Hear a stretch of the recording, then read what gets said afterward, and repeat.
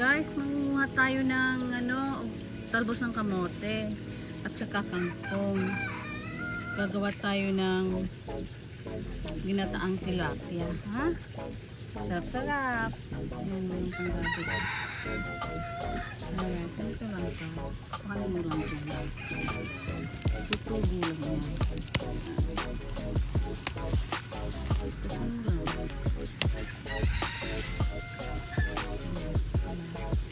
At yung talbos natin, kukuhanin natin. Talbos ng kamote. And this is a sweet potato leaves. Okay? We're gonna make a dish out of it. Ito po ang ating nakolekta. Ito, olive oil. Frozen. Pino-frozen ko po ang aking kamatis, tomato. And then I also frozen my peppers because they go bad right away. So this is Chinese spinach, the one that I collected earlier, and some of the sweet potato leaves. This is the dish that we're going to cook, okay? I'll show you later. Tuwin muna natin to sa suka, may asin, luya, bawang, onion, and pepper. Okay. Tsaka suka, okay? Nagaling ko po ang nilagay dito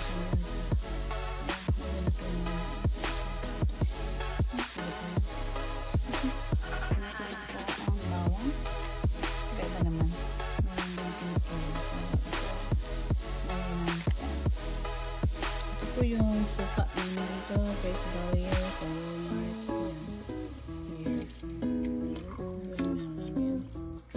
yung iba, piprituin ko para iba-iba.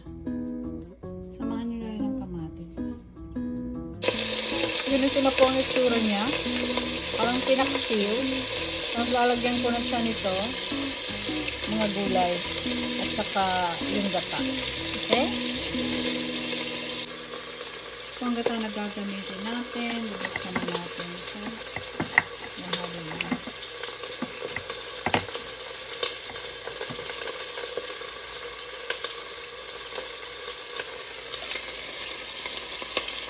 Ayan, sarap nito sa toyo, may lemon at kamatis na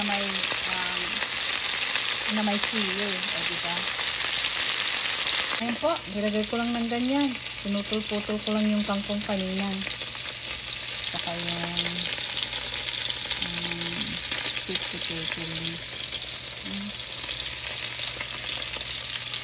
Maluluto na yan. Takman muna natin.